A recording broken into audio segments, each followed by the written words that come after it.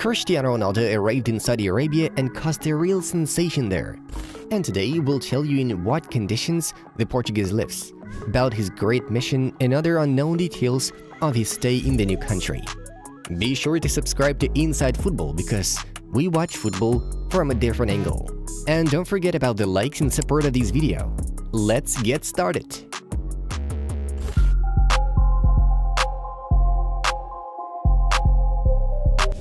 You've probably already heard that Cristiano Ronaldo will earn a whopping $200 million during his one-year stay in Saudi Arabia. But that's not all you need to know about the Portuguese's unique contract.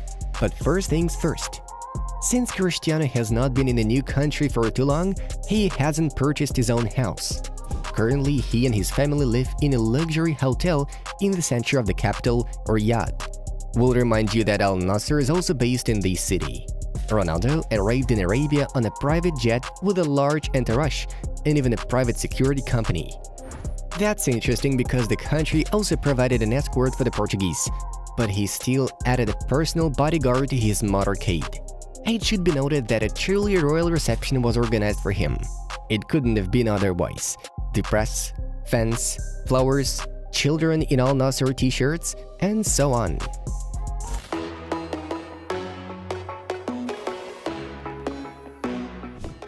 The 2.5-year contract and $500 million which Cristiano signed not only makes it the biggest in the history of sports.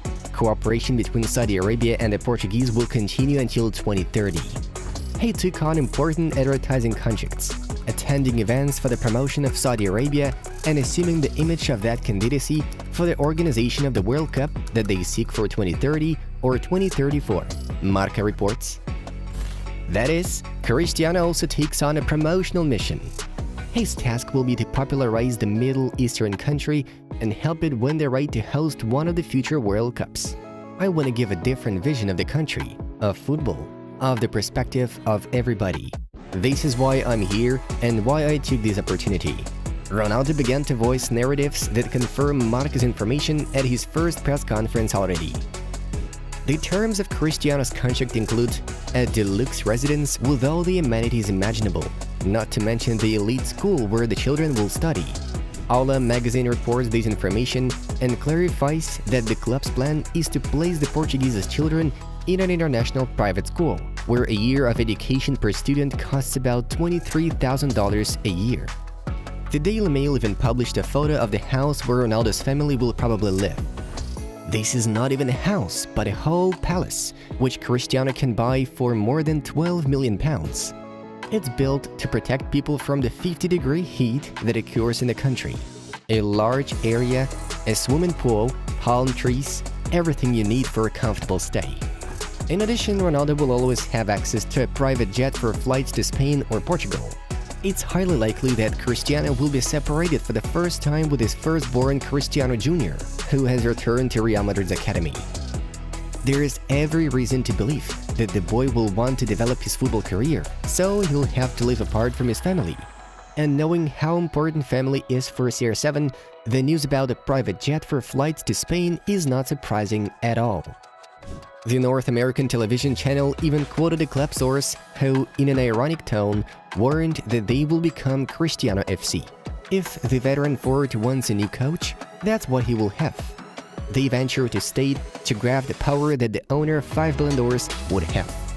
Indeed, we've already seen rumors in the press that Cristiano has offered the club to sign his longtime Real Madrid and Portugal teammate Pepe. Marca wrote about it. At the press conference, Cristiano Ronaldo decided not to hide that the contract he signed was not your ordinary football player's contract. This contract is unique because I am a unique player, so it's normal, he stated. Marca also reported that CR7's contract includes an option to join Newcastle in the summer if Eddie Howe's side qualify for the Champions League at the end of this Premier League season. This is possible because representatives of Saudi Arabia's ruling elite own the Magpies. So technically both clubs are under the same institution. And although Eddie Howe has already denied these rumors, he probably did so because he simply doesn't need the Portuguese as a player.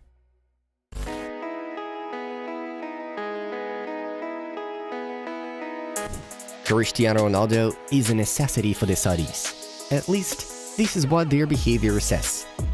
Above all, they want to develop the image of the country in the West, and the Portuguese is the perfect guide for this goal. We've already mentioned the ambassador's mission to promote the countries as a potential host of one of the future World Cups. But that's not all. It's hard to describe the attention that Cristiano's persona brings to the country. Just look at Al Nassr's Instagram account. On December 29th last year, 822,000 people followed the club page. Cristiano was announced on December 30th, and currently the account has 11 million followers. This is more than any Premier League club outside the Big Six, and also more than Italian giants such as Roma or Napoli. Now that's an influence. Moreover, Saudi Arabia intends to change the country's law for the sake of Cristiano Ronaldo. The fact is that under current laws, unmarried couples don't have the right to live together.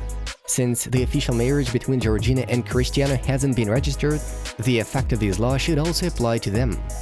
Because of that, a scandal and a conspiracy theory even broke out that the Portuguese is not alright in his relationship with his girlfriend and he wants to take advantage of the situation to break up with her. But now Saudi Arabia will amend this law and a couple will be allowed to live together. In fact, changing the law will help soften the strict rules of life in the country, which will automatically make it more open to the Western world. Saudi Arabia's Crown Prince, Mohammed bin Salman, is following this path of modernizing the country. So the signing of Cristiano has served as a catalyst for such changes.